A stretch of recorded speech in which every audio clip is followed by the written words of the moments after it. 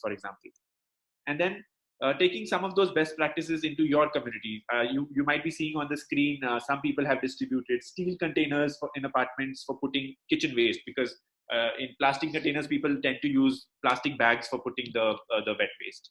Similarly, for electronic waste, you might be seeing a photo on the screen on the left corner bottom, where somebody's putting a bulb wrapped up in paper into an electronic waste box. So these are some simple measures which our speakers will also speak a lot more about, so I won't go into too much detail. More examples to think of, there are people who made these carts with wheels, so that the housekeeping can carry the waste around easily, and it's not very difficult for them. And also on the left side, you can see there is somebody who's carrying a black colored garbage bag with her hand in a staircase. Now that is a no-no. If you get the housekeeping staff to do that, nobody's going to be interested to compost, or so that's not like encouraging them to do better. And this is also like a general principle we follow, where we have, say, what do you deal with daily? You deal with composting daily, you deal with sanitary waste, which is very important to be collected every day, or reject waste. What do you deal with weekly? You can have weekly pickups of dry waste. Your cardboard, paper, plastic need not be collected weekly. And right now, actually, we are seeing in times of coronavirus, even this weekly pickup is not being possible, because people are not picking up waste, and collection agencies are facing lots of issues at their end because they don't have their warehouses open. We'll talk about that a little later. Then monthly pickups we can have of electronic waste, because electronics you don't get too much every day. And then we have some tips for collection of these items also. What do you put in a paper and give it out? Reject waste or sanitary waste has to be put in a paper with a cross sign on it, so that the waste worker knows that this is something dangerous, for example. And then composting is not only restricted to wet waste or kitchen waste. You can also compost garden waste, which is something very commonly done in many parts of the world, where you have simple leaf composters, where it's kind of like a mesh where you put your garden cuttings, clippings, grass, and everything into that, and then you compost it. Just that the leaves and the horticulture waste takes slightly longer to decompose, so it might not be as fast as wet waste. But even for leaves, like when people we see around in Bangalore especially, there lots of leaf burning happens on the street. That is literally carcinogenic, and it's really bad for the environment. So let's stop that. And why can't we have community leaf composting pits, for example? And these are the last couple of things that I'll say, that closing the loop. When you compost as a community, or you do a waste management solution, you're not only solving the problem of your community, you're also solving bigger problems. For example, in this loop thing that you see on the screen, there's compost being produced in an AGA, which is a waste management or a composting product by Daily Dung. And the compost is going to the garden. If not, it's being picked up by a car and it's being taken to farms. Now, that is also something that as communities we need to know. Why compost? Because it's a proven solution of solving soil health problems. And we cannot stress it enough. Compost is an amazing material, and there needs to be lots more of it. And by the Swachh Bharat, even the municipalities have been told that there needs to be lots more compost produced in cities, that is then taken to farmlands in the state. If you go into too much detail of it, of course, you can get into what kind of nutrition is there in compost. Is it enough for the farm, or is it completely stops the use of chemical fertilizers? Those are bigger questions, but it has been proven that compost, if you put in soils over a period of years, it improves the soil health and improves better yield. So you're actually solving a food cycle problem now. You're not only solving a waste management problem, and a food cycle problem is a much bigger problem.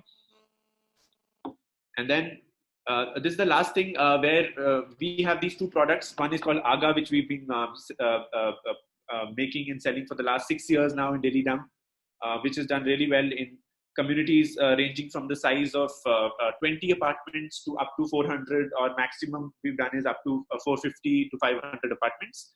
Gobble Max on the right that you see is being used extensively by restaurants or small apartment communities, 8 to 10 flats, or smaller organizations, or a small office with 50 employees. More in the future, in the coming months, which has been slightly halted by the whole COVID situation. So this is me, and this is what I wanted to speak about, composting and waste management in general. What I'll do now is I'll pass on the mic virtually to San again, and San, we can probably take up some question and answers. Because we sent out, we got lots of questions from people before the webinar itself.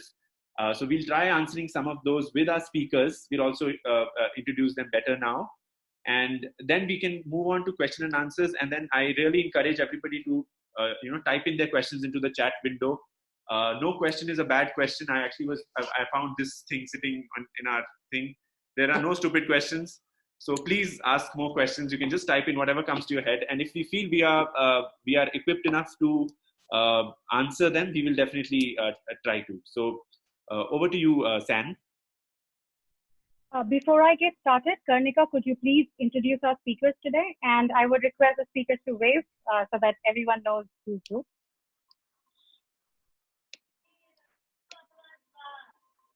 From Bangalore, we have two speakers, that is Mr. Vinit Srivastava. Mr. Vinit Srivastava, just give us a wave. And Amar, I would request you to, yes, thank you.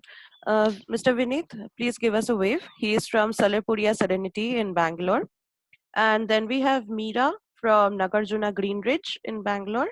Then in Mumbai, we have Ms. Arthi Mane from Whispering Palms Exclusive. And we from Pune, Palar Society, we have Ms. Swati Kode. So all these four individuals, they are leaders of waste management and composting in their respective communities, and their communities are pretty large sized. Each one of them, say, our average 100 units plus. So it will be very important for each one of you to listen to what they have to say, to understand about composting in bigger communities. A lot of questions had come about how to do composting in larger townships comprising of very high population. So it might help you to actually listen to them. Over to you, Sanman. Thank you so much.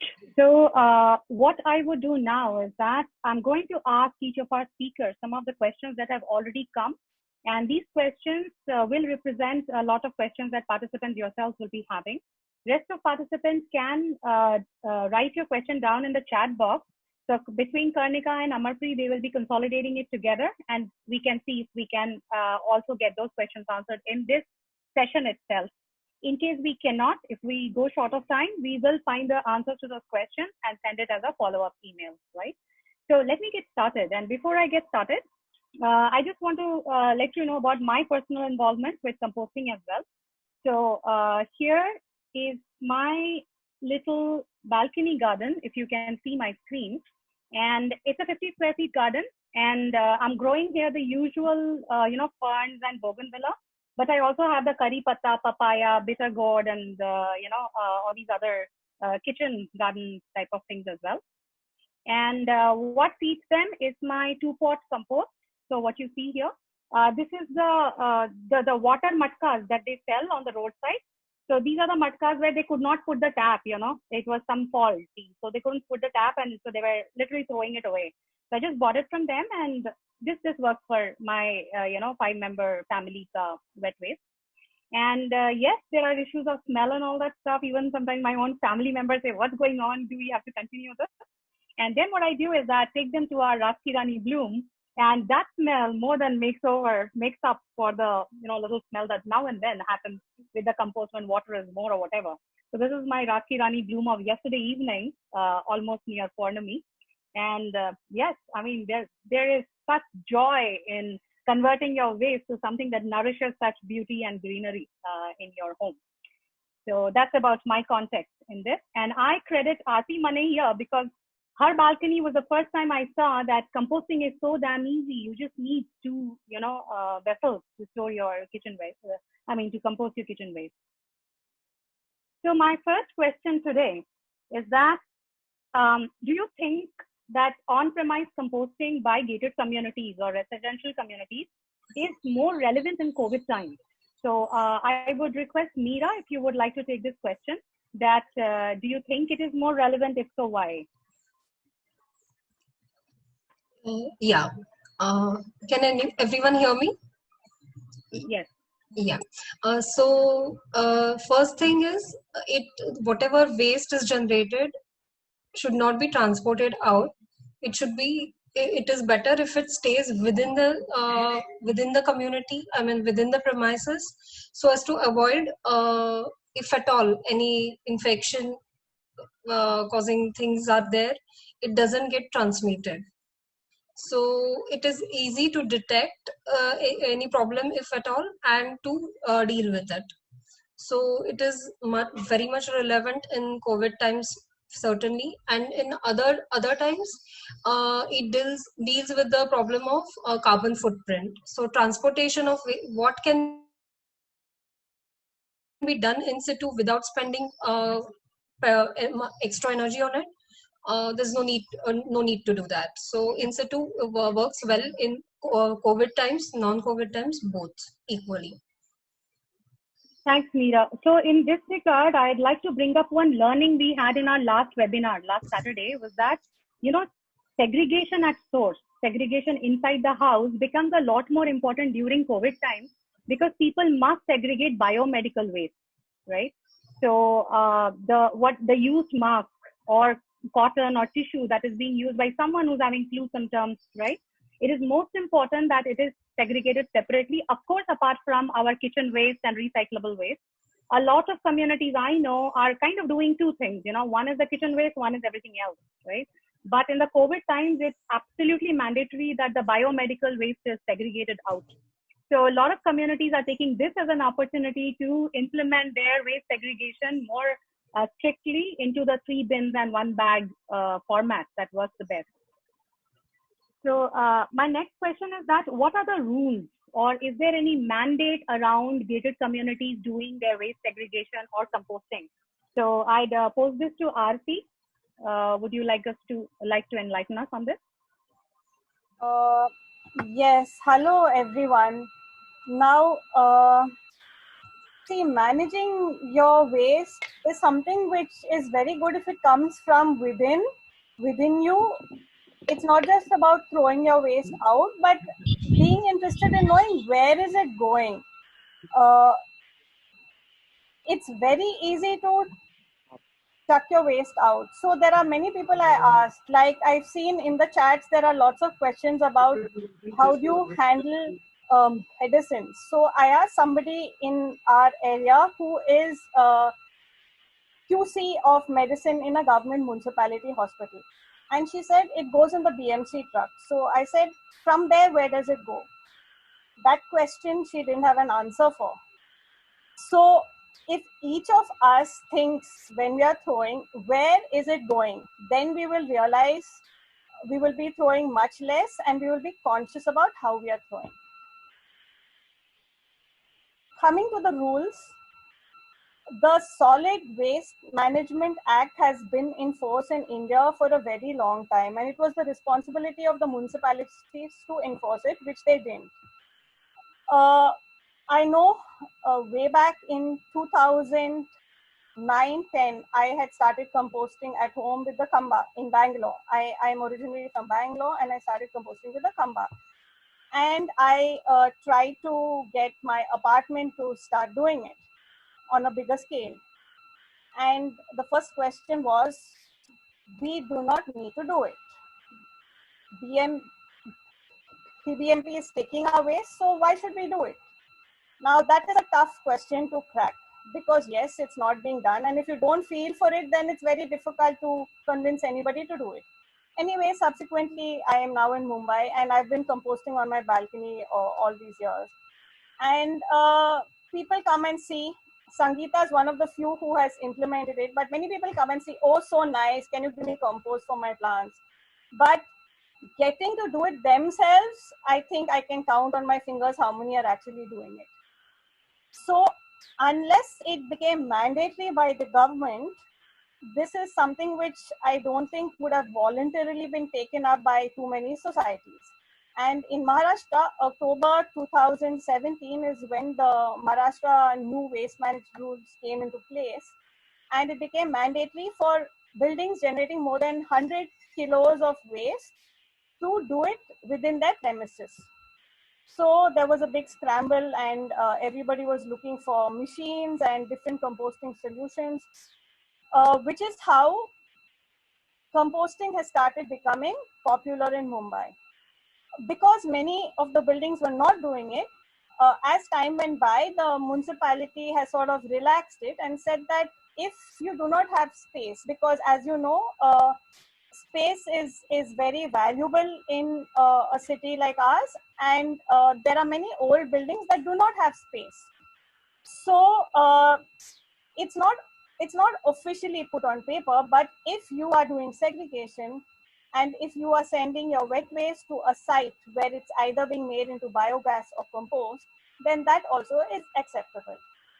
From December of 2019, the municipality in Mumbai is giving property tax rebates to people who are ensuring that their waste is being handled properly. If you're doing proper segregation at source, you get 5% on your property tax. If you are doing wet waste composting within your premises, you get another 5%. And if you have an STP and are doing rainwater harvesting, which is applicable to newer buildings, then you get another 5%. So in effect, you can get 15% off your property tax in Mumbai if you are adhering to environmental procedure. Just to add to it, San, from a vendor's perspective, because we've been doing composting with communities in over 20-25 cities in India, and some more than 5,000 places that we've installed. What we've seen is there's just this whole thing of regulation and a policy shift by the government. It comes in sort of waves. Suddenly there's a time of 5-6 months and a lot of talk happens. Then it kind of dies down after that and people get disinterested. So, and we get customers who have very different intentions for composting. There are people who only want to do it for environmental reasons. They never really even thought of regulation. But then there are people who only say, okay, now we've been regulated. And we've seen when that regulation push comes, even the business surges, to be honest. It has impact. Very good, well-directed policy change has very good impact on the ground. But then it doesn't sustain, and that's the part that really needs solving. How do you sustain these regulations? How do you not get? How do you make them robust enough that people don't push around it, or there's not a pushback? And how do you make good solutions accessible and the information more easily available? Because what was also seen was when that whole surge happened, there were lots of machines that were sold and which later on turned out to be really bogus machines too. And then what happens is people feel, oh, maybe this composting is not great, like it's and then that whole thing dies down. So that is our experience in that. Great, thanks. Those are great inputs. Swati, what do you think are the main differences between a single home doing its composting and a composting being done by the whole residential community at a larger scale? What are the differences that you've come across? You're on mute. Hello, everyone. This is Swati. Yeah. Yes, Swati.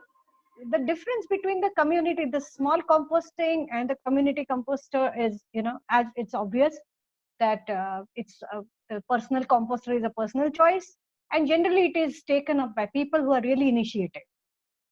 But when talking about, just pulling the thread from what Aarti said before, that about the mandates.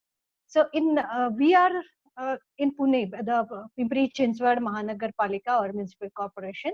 And here the rule is that if there are more than 100 households, that means what she said, 100 kilo of waste, more than 100 kilo of waste, then you have to digest your own wet waste. Now you choose whether you want to, impose people or tell people that you do it on your own by, using the personal composter, or install the community composters, right? So what happens, we have taken the big agas, the community composters of Daily Dump, after a lot of research. I mean, we went through all these, what he spoke about, the bogus machines or the machines which tell you that one day, the garbage in and within a day compost out. It cannot happen. The baby which takes 9 months to be born cannot be, produced in a month or a week. It's like that. So we wanted the totally natural procedures. So we went in for the community compost. The major difference, of course, I mean, those who are initiated, when you have your own compost, I have both. I mean, I started with my original own composting. Now I use it for my own experimentation, which is for the society. But our the big composting system. That is, we have 22 agas installed in our society for 295 houses. Now, the thing is, when it is a community composting, then you can make a rule as a community level or a society level that you are supposed to segregate your waste and keep your wet waste out. So, and then we keep a check on that. Whereas on a personal composting, we cannot keep a check as a committee member or as a management committee. So it's a personal, again, there are some people who are, despite having contributed for the community system, they are still following their own composting at home. That is for hobby and their own, passion. So this is the difference.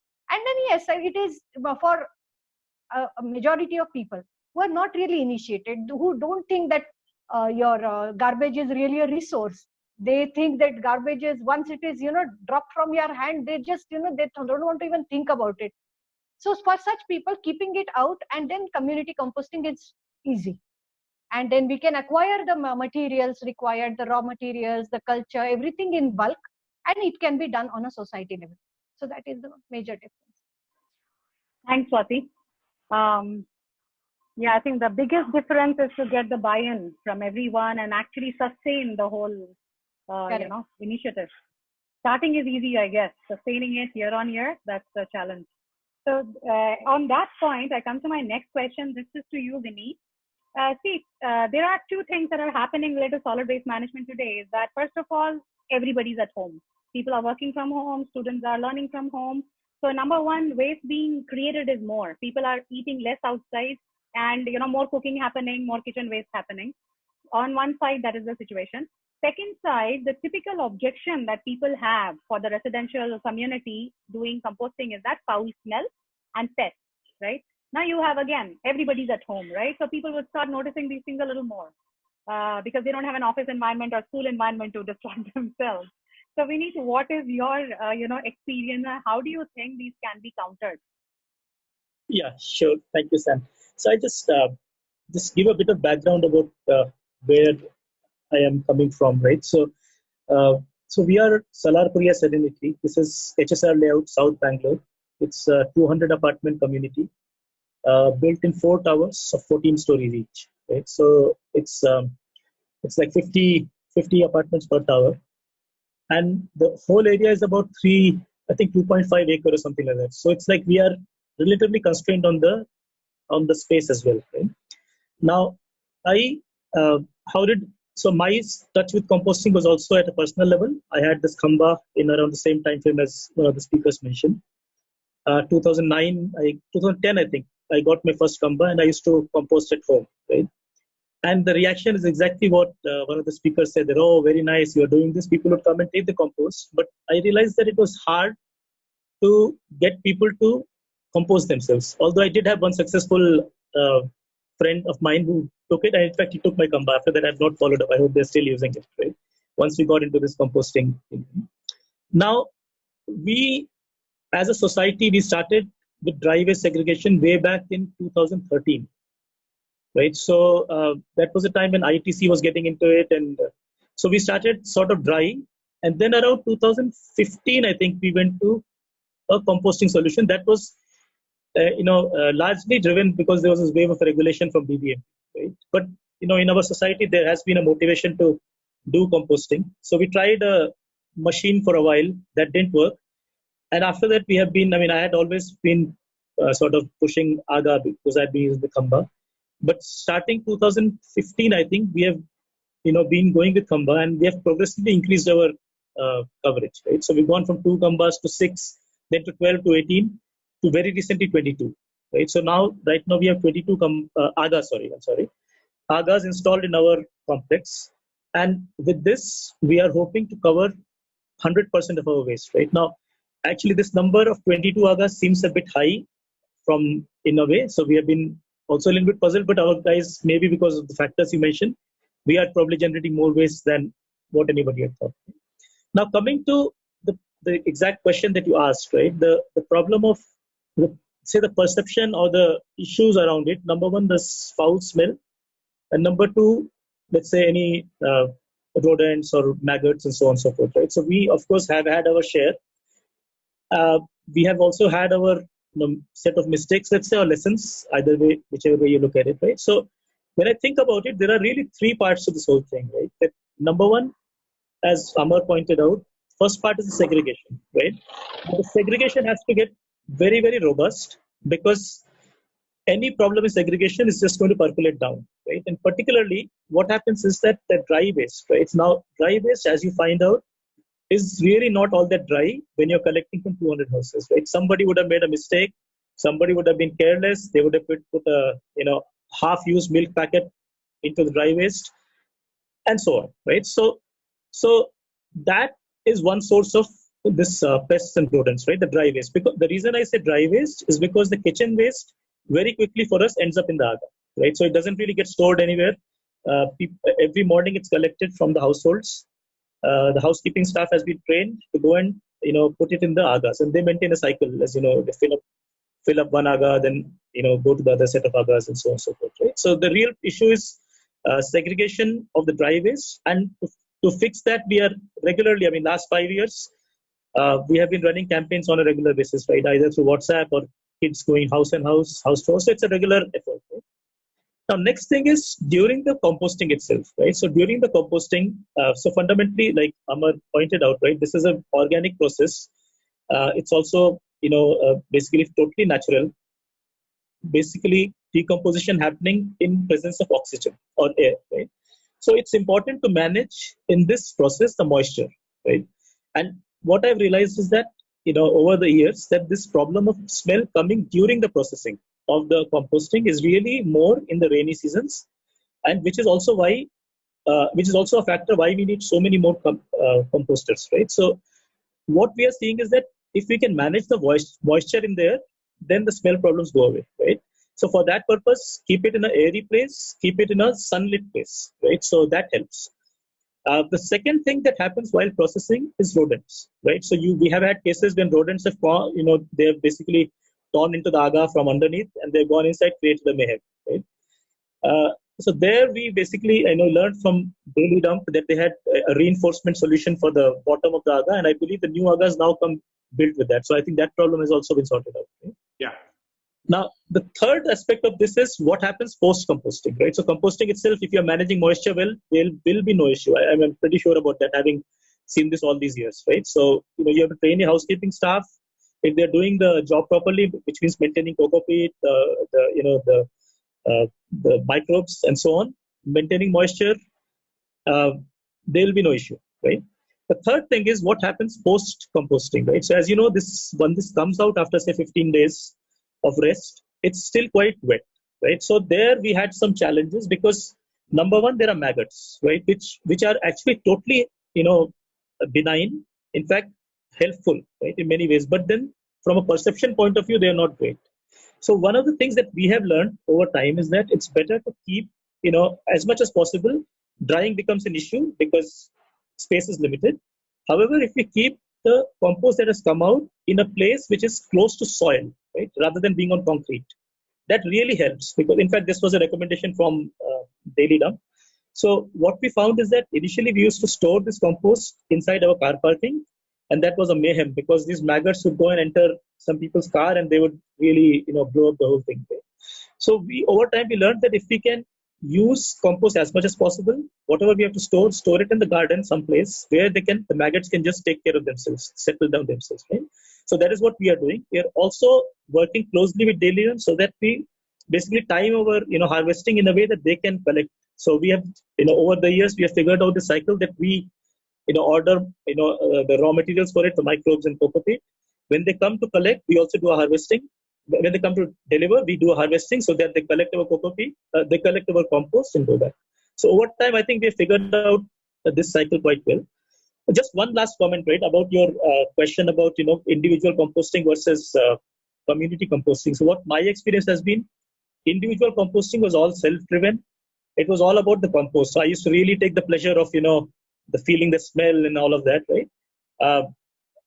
When it comes to community composting with an apartment as large as ours, say 200 families or more, it's more about managing people, perception in the process, right? So I think that's very important, right? So motivation has to be strong, no doubt, but the process also has to be robustly set, which means your housekeeping has to be trained.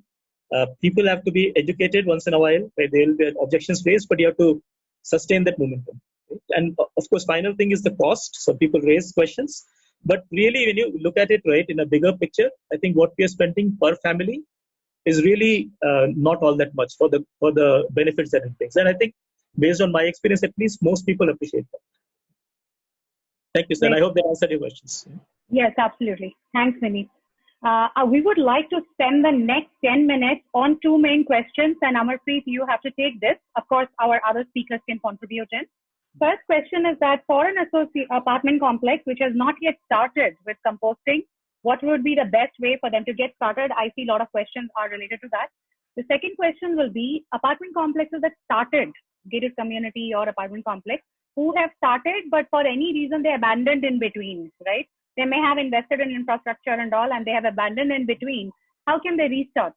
And it's very relevant because I know of communities who abandoned it because those champions, right? You said that you must have those champions in managing committee or residents who push it continuously. They probably were traveling for work, this, that, and they could not really give it as much of time. But now that everybody is within the community, a lot of people find that okay, we can actually restart it, right? So these are the two questions. If you could first take on how a community who has never done in-house composting can get started. Yeah, so like we discussed also during the presentation that I was giving, so those 5 things that you need as a community. Firstly, to get started, segregation is important. And the best practices that we've seen is if because I'm also seeing comments that people are saying, oh, it's very hard to convince people. So, and as Vineet rightly mentioned, it's a people mindset problem as much as a waste management issue. You have to be innovative. We've done many of our communities. We've done like even late night meetings. We've been there on a Sunday morning, gathering everyone, doing activities around worms. We do with children. And then we involving children in some communities, we called the children the waste police, literally. And then they would go down knocking each door and saying, we are the waste police and you have to segregate. Although it sounds, far-fetched, but it really works. And sometimes as a community, you have to kind of balance between, using a stick sort of a thing, because we've seen associations say, any household not segregating will be fined or will be closely monitoring. They use the housekeeping staff's help for that. And I don't know, even they could use Addas. You guys have a platform where the community talks to each other. And I've seen people kind of send out reports like, oh, house number 101 or house number 595 has not done it on a common platform. So then people are like, oh shit, my house name should not come onto that thing. Even that has happened. So it's always a mix of very voluntary work along with a bit of regulation at the society level to get people to segregate. Now, convincing about composting, first thing that comes to mind is financials, which we've also spoken. Some people are saying, talking about it also. In terms of finances, like I mentioned, and this I'm talking of only daily dump. Say you are spending about 3,000 rupees as a family, per family for composting. So if you have, say, 100 families, you're spending about 3 lakh rupees for the solution as an apartment complex. Usually because usually our take on the thing is, okay, 3,000 per family is. How much for your this man? Yeah, sorry, there was a disturbance. So, so usually our take on the whole thing is, okay, if you're spending 3,000 rupees as a family, that's literally as much as spending on when you go out for a dinner, for example. Now, of course, that's a dangerous thing to say. People usually say that, it's society fund. Why should we spend even 1 rupee extra? There should be a tax rebate and all that. But we still kind of stick to our rhetoric because we really believe in what we are doing. And we say, in the long run, if you're saving so much waste, thousands of kilos from going into the landfill, and you're improving so many waste workers' lives, 3,000 is really not enough, not much in that sense. But of course, that being said, societies also, when they're going for a composting solution and they're convincing each other, it's very important that and that's why we are doing this webinar also. It's very important to speak to successful communities. We see that in order to convert a community to compost, we get them to meet our old customers. We get them to go to those sites, speak to the people there. And I think before you buy any solution, be it from us or anybody else, please speak to at least 5 customers of that solution and see what their experience has been like. You'll see that there are different experiences, but if and then you'll feel much more confident. So maybe getting the community members together, and we've done that on a lot of Sundays and Saturday evenings, where we've taken people to our existing communities and taken them there and kind of trying to convince them that you should also do this. We've also tried things like, say, a trash trail, which is like, a tour of the city, but from a waste point of view, taking them to the waste collection center, showing them. But that's kind of like far-fetched. That's more on an interest level if some community wanted to join. But then those are the various ways in which you can kind of convince people in your community. But at the end of the day, I mean, any of these association, a lot of association work is actually a very thankless work, and I'm sure many participants right now would agree to that. It's you really have to believe that what you're doing is good for your society, your complex, and people around it, and really do it, because people do ask questions. And we've also had people fall out and not go for composting, even though they were very confident of doing it because of that. As a percentage, if I give you numbers, from all of our customers, less than 5% have actually dropped off composting. So every 100 societies, I'd say 4 to 5 societies drop off for one reason or the other. Usually the reasons are, say, for example, we mentioned maggots or worms or rodents. Now, as Vineet also mentioned, that is very, very related to the amount of moisture there is inside your compost pile. And for everybody's context, what happens during a composting process is that you're putting in waste into a composting solution, and you're covering that waste with a thing called as coco peat powder, which is basically like a carbon source for the composter, so that carbon mixes with the nitrogen in the waste and it finally forms compost. So that's the reaction that is happening. So what happens is that coco peat, although we are able to sell it throughout India now, there was a time when we were not doing it. So people were using alternate materials. So if you use dried leaves for composting, because dried leaves are also great carbon source, but they might not be able to absorb as much moisture as, say, coco peat. And because that moisture remains inside, the smell comes, the rodent comes, and then that whole thing goes for a toss. So that is one common occurrence that happens. Usually these problems are very easy to solve because the process is so easy. You're just putting waste and coco peat. So scientifically speaking, these problems are very easy to solve. All you need to do is add more carbon and mix it. So basically that means adding more coco peat, mixing it, it becomes drier, the smell goes away, the rodent goes away. But at a societal level, I do understand it usually creates a havoc. The person whose house is very close to the composter writes on the group saying, I don't want this anymore, just take it away. And then it sort of spirals down. But then, so that is a very common problem for which we are usually called, and we do service visits to go and correct that. Apart from that, a change of housekeeping staff also is a reason where people have stopped for a bit, where in some societies we've seen where they don't associate with facility management companies, they just hire local people as housekeeping. And housekeeping goes away, say, after 2 months of operation, then again we have to go and retrain the staff.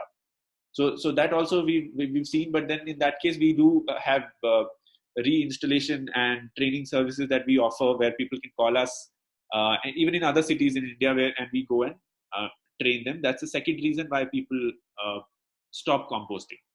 And apart from that, a change of management committee I've seen very rarely leads to a stoppage of the process, because once you have something that is working on autopilot, no association would want to come in and just say, oh, let's just not do this anymore.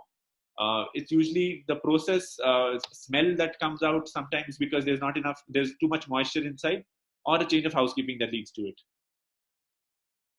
So those are the things that I can think of that leads to stopping the thing. So Amar, do you at Daily Dump have any services that can handhold communities which want to restart their waste management, even though they may have already invested in other infrastructure, they purchased some other composters and all that? We don't have the bandwidth to do on-site services because we're already full. We already have lots of customers to service at our end. But we are very open to those requests. We get calls and emails from those people. We are also able to visit them. We can decide a time with them to just go and see what their current infrastructure is and to suggest best possible things. We have people also that live in larger, say, villa complexes where they have individual homes, but those are on outskirts of the city. And over there, people usually use these because there's so much space. They just dig pits into the ground, and even there we've gone and they take our coco peat powder to compost in those pits, because the selling of the ingredients is completely separate and the product that you invest in is completely separate.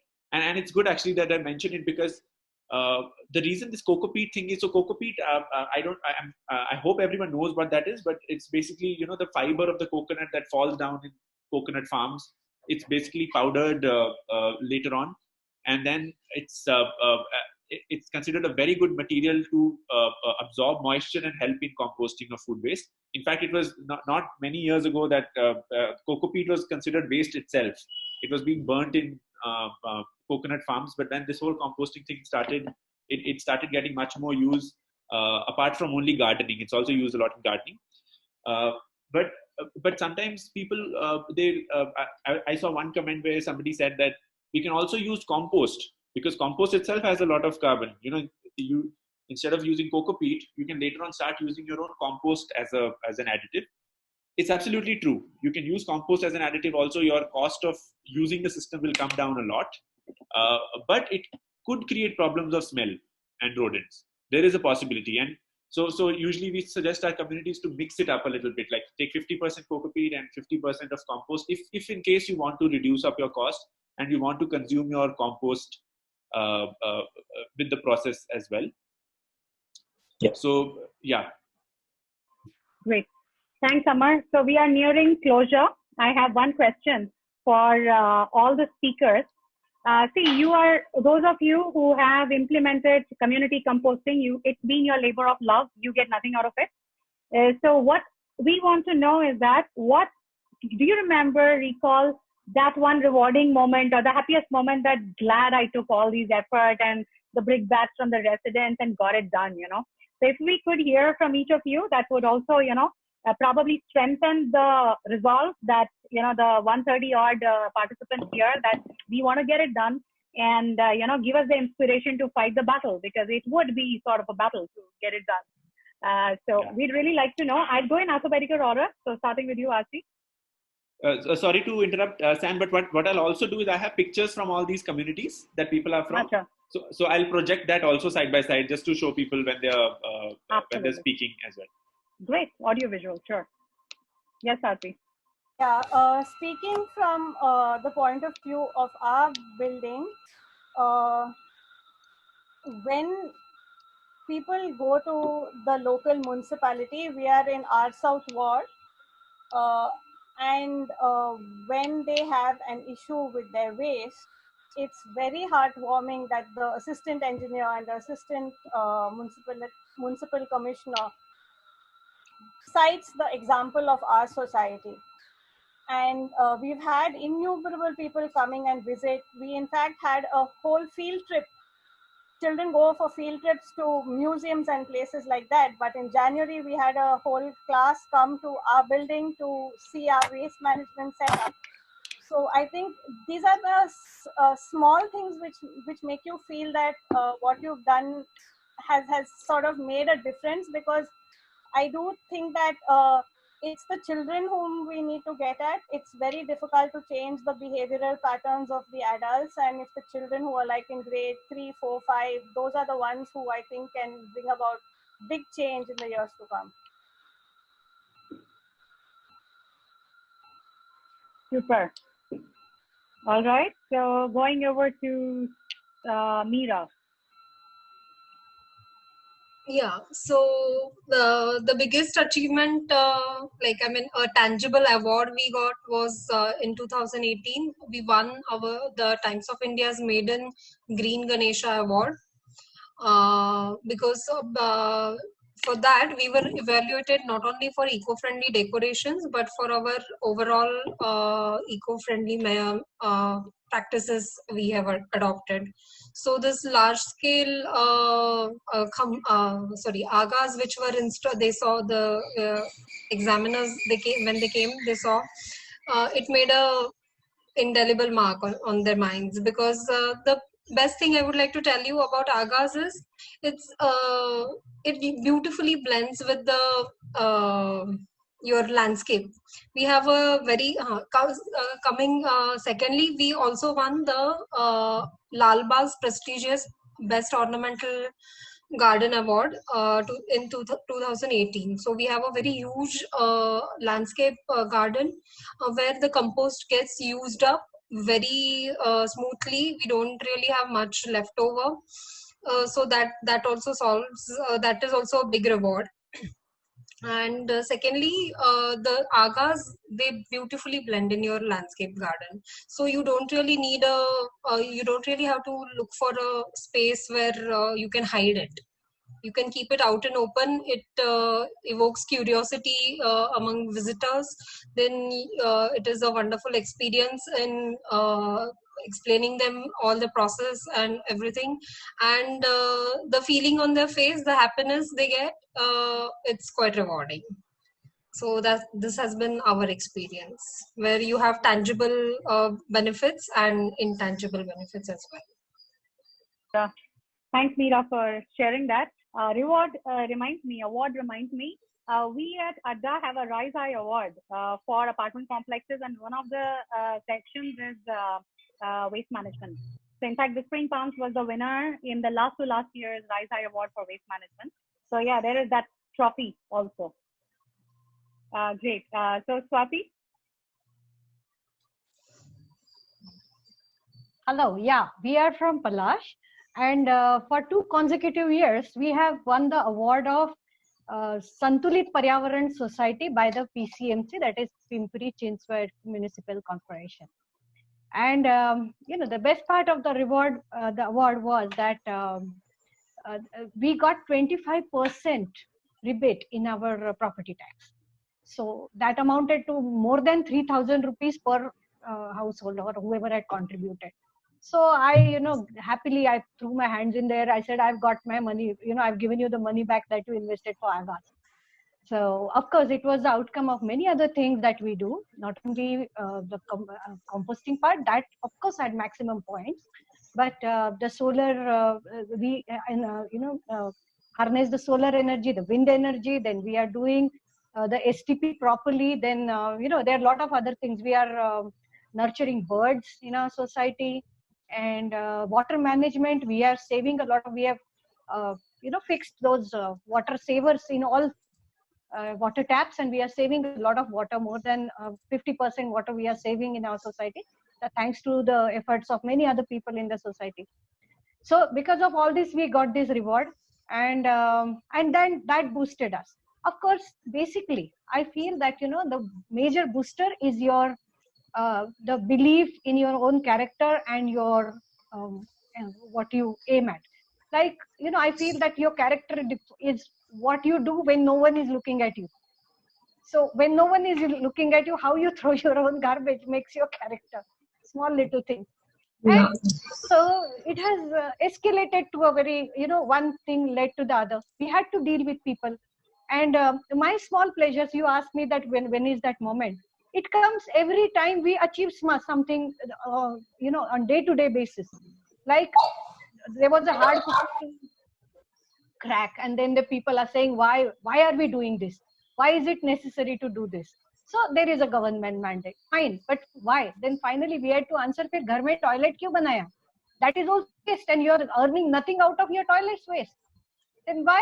I mean, yes, we are selling compost and earning a little bit from our compost, but that was not the intention. So more of our compost is being donated to needy farmer, again giving us a happy moment. Then the the housekeeping stuff, which we circulate, actually it shouldn't be that only one person knows how to do this process, because that person on leave and you're stuck. That shouldn't happen. So we are training them. Then one of them comes, okay, I know kaisa karna hai, and then you have to tell them in their own language. They name your culture. They can call namak. They call your coconut. They call bhusa. Whatever they use, the funny names. You have share laughter with them, and then you have those happy moments. Finally, we came up with one-liner how to compost is: mix everything like bhel, Bombay wali bhel, and layer it like biryani. So Yeah. that makes it, there are a lot of happy moments. Then we are doing a lot of other things like recent, now the ongoing project, there are two projects are going on. That is, one is trying out shredded cardboard instead of mixed with coco peat. That is happening in my personal composter. Then we are also making jhadus out of the palm leaves. So, and we have the leaf composters as well in our society, but we are now we have bought a shredder. This is for everyone. This is very important.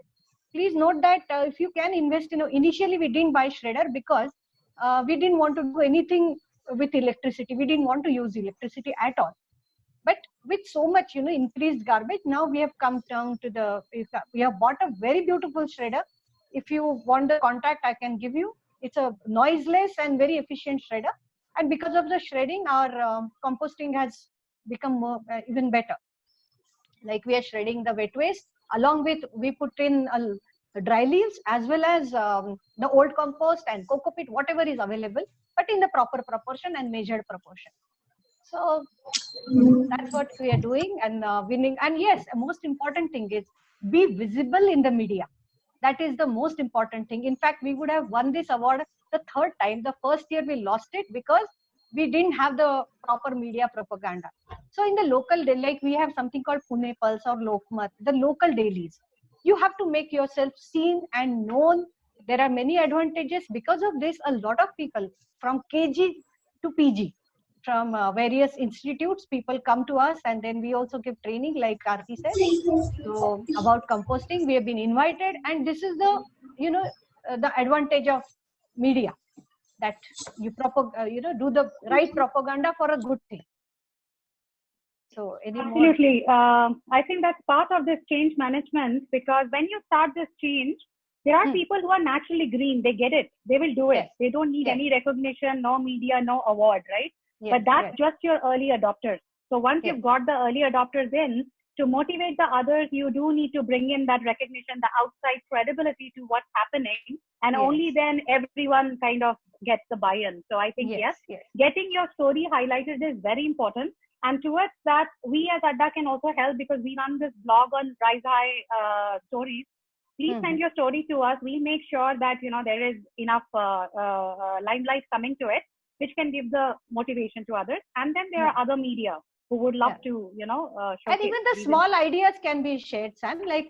Like we are collecting coconut shells throughout the year in a gunny bag, and then we in a jute bag we collect, and the whole jute bag is sealed and burnt in Holi. Now the thing is, if given the power, I will not want to have a big Holi. Small, you can burn it in that Havan Kund and all something, and for ritual. But no, people wanted big Holi. So we are doing this at Palash. We are collecting for the whole year. We collect those coconut shells and then put them in a gunny bag and then put it at the center of the Holi. Then also when the storms and storms happen end of June or July or in different months in different area in India, we collect all the twigs and everything that falls, and the leaves we are using for composting or for mulching in the society, and the twigs we are either giving it to the guards to burn during the winters, or we are storing them for Holi. So since past 5 years, we haven't let anyone buy any wood from outside to buy during Holi. So these are small little things that we are doing. That's awesome. Cool. Vineet, please share with us your moments of joy. Sure, thank you. So I think some of the moments people already shared, like we have visitors from all over the world. In fact, there was a delegation from China the other day. We have PhD students visiting us, so that's certainly something we feel very good about. Somebody else also said that, just walking past this installation of Agas, it blends so nicely in the garden, and something meaningful is going on there. It makes me feel good, right? One story which I remember recently is, we had this Sunday activity for kids. Of course, we stopped it now for this COVID, but we had this gardening activity for kids where kids would go and do something in the garden, right? And one of these times, there was a new kid who was just come in here, I think. He came to me, and so we also give them this, we give them some tools and as well as the little bit of, let's say, compost, right? So this kid walked up to me and he asked me, "Uncle, do you know where this has come from?" Right? This the compost. And I pretended to not know. I said, it's those green dumps that we have. So all your kitchen waste is becoming into compost, and we're using it now. So to me, that was like a memorable moment that, at least one kid we have made an impact. And I think that, as one of the speakers earlier said, that goes a long, long way. Yeah. Thank you. Awesome. Great. So I think we have covered what we had in mind. I see there are a lot of questions on the side. I hope we've covered many of them. The remaining we will compile and send answers as a follow-on email to this webinar. Karnika, over to you. Yes, so we'll get on to the Q&A now. So there were a lot of questions that came in, and a lot of questions were common. So what I've done is I've bucketed those questions into certain topics, and I'll be asking that question off to the speakers as well as the expert speakers as well. So please answer. Please feel free to answer. Whoever feels that. Karnika, how long would we be having this Q&A? Because our time was actually till 12. We're at 12:15. Yeah, I think we'll finish it by 12:30 maximum. Yes. Great. Okay.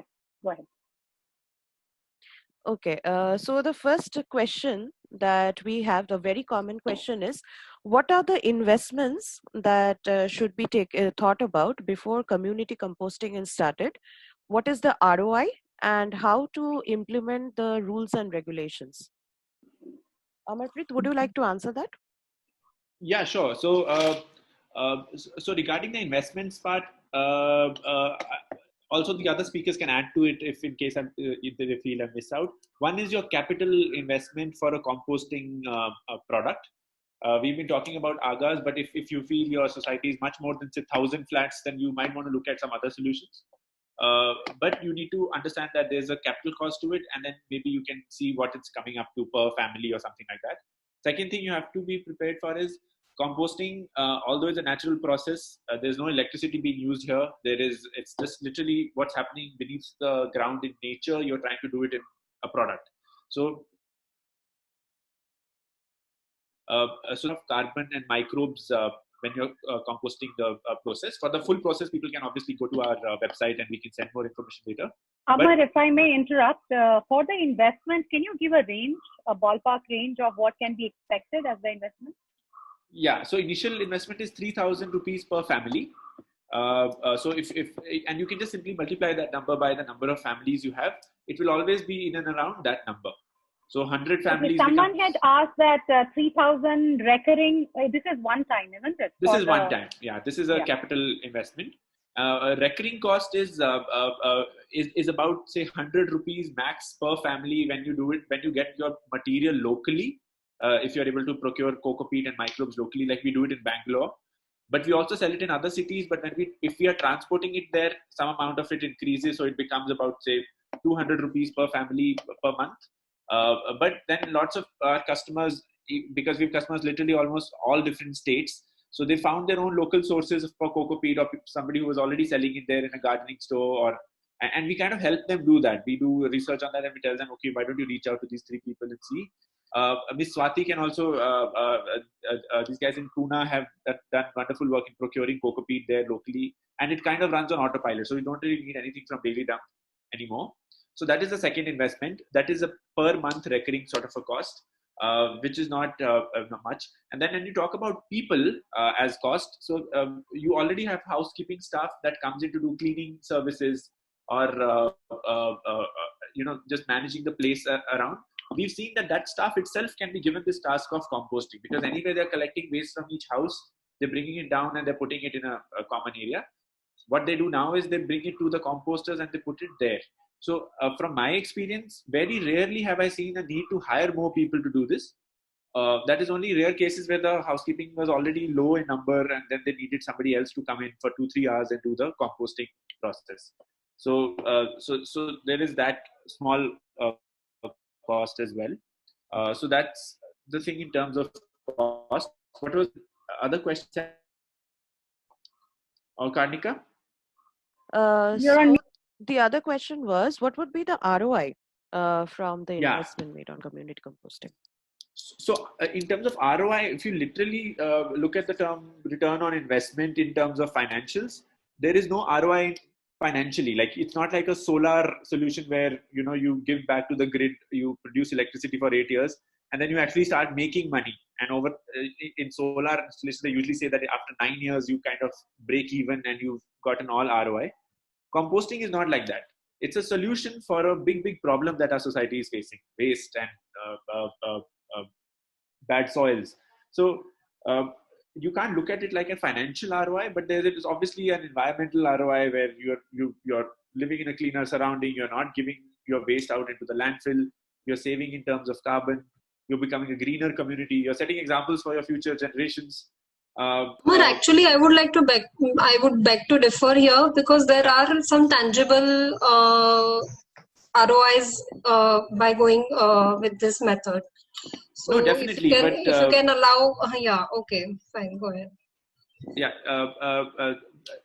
definitely. I mean, there are ROIs because we have communities around India who are selling their compost. We have communities who give out their dry waste to recyclers, and and most of these things are value. Each of these products that you have in your waste has an inherent value which you kind of don't look at when you're throwing it out at waste. Yeah. May I add something, Amar, please? Yeah, sure. Yeah, okay. The ROI you're talking about, what happens is it's not like a business. What happens is, I'll give you our examples. In Palash or in this PCMC area, Pune, see, if you don't segregate, there are fines. If you don't do certain things, there are fines. If you dispose your waste, don't dispose in a certain way, there are fines. Yeah. The saving on the fines can also be spoken as ROI, yeah. Right? And then what reward we have got? 25% came almost more. I mean, when we invested 3,000 per household, the returns were more than that. Yeah. And it just broke even. And now it becomes a government. Like as I gave the example of toilet. When you make your toilets the most beautiful toilets, when there is no ROI on that, what are you getting out of your toilet? Nothing. Yeah. So what is good? So it's the same. This is also waste, and we have to dispose it respectfully, and we have to make some arrangement that people don't suffer, but it is disposed. So this is the ROI. And Meera, I would like, I wish to add to it. See, my answer would explain. I mean, like deal with two questions, like those who are having trouble starting off. Where management committee members are not very much interested in starting up, the enthusiast can show them the ROIs, I mean the predicted ROIs, in the way that you have to get the details of current costs, I mean current amount you're spending in getting rid of the waste. We are a society of 338 flats. If we take the services of an empaneled vendor, we have to spend nearly 45,000 rupees per month just to get rid of our green waste. So 45,000 into 12 is about 5,40,000. And for the entire to manage the entire community waste in Agas, we have spent about 10 lakh rupees one time, and we spend about 10,000 per month. So if you do the math, within a period of 2 years, you are going to break even. And if you continue to, if you continue to spend beyond 2 years, if you continue to spend the money just to get rid of the waste, you can, this explains the tangible part of ROIs. So that's how most of the MC members are the finance guys, and if you explain them the things in their own language, it will be easy. Okay. Yeah. If I can just add a word here, I have realized that if you show returns to people, then there are points when they come back to you and say, okay, now how much have we got from this?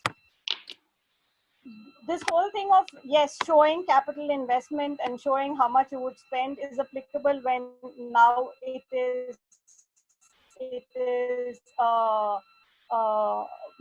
mandatory to take care of your waste. But there are societies where people do not mind that, and they just do not want to do composting because there are smells involved, and they don't mind it going to some other place because the government is presently allowing it. So in these cases, I think it is just that environmental impact that you need to show. It's a little dangerous to show how much money you're going to get back, because at some point people need to realize that this is an infrastructure cost. Like Swati said, it's like a toilet. It is a cost, like your electrical maintenance, like your pumps, like your water tanks. This is something where you need to spend. And the sooner people get to realize that this is part of the infrastructure, the easier it's going to be in the long run. I think Swati Madam ka toilet example is going to be used by a lot of people. Huh? It gets so hard. Okay, thank you so much for those answers. Okay, we have another small question, that is, what about the greasy food leftovers and non-veg food particles in regards to composting? How do you get rid of those food particles? They all go composted. They get composted in agas. No need to do anything separately. Okay, and the rest of the majority of the questions that we have come up with about how to start composting in a community. Karnika, if I may just add, the advantage of a natural method of composting is that you can put in almost anything. Whereas when you have the machines, then you need to ensure that there is no plastic, otherwise it's going to get burnt, and there are lots of other problems. Because I've heard of cases where the machines have broken down because there was a bit of dry waste, plastic waste in it. So the big advantage of going with a natural based solution is that it can take all your natural stuff in. You don't have to worry. Yeah, I think I would like to add to this comment, right? One of the reasons, especially in a big community, it's important that the solution remains what I call idiot proof, right? I mean, so somebody puts a metal spoon in this by mistake. It happens by mistake, it is happening every day. That should not break the thing down. And I think Aga is very robust to all of it. Yeah, that's absolutely taken. Okay. Another thing, so we have covered most of the things in the webinar, that is about the bad smell, the maggots, the insects, and the rodents.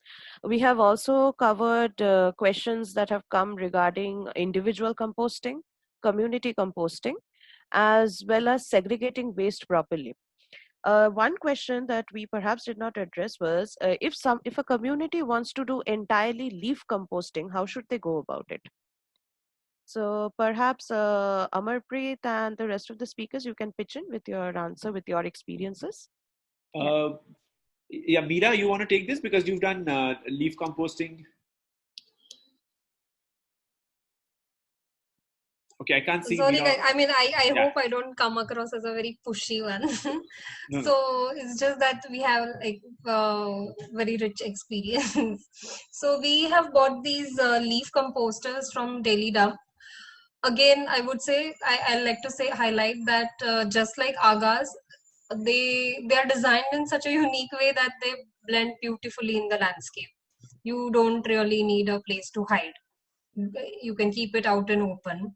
And all you have to do is just go on dumping the leaves, dry leaves, layer them, sprinkle with microbes, and pour over some water in the dry days, and in rainy days you don't really have to do anything. So it takes a while, it takes long for this forest garden waste to decompose due to its nature, high cellulose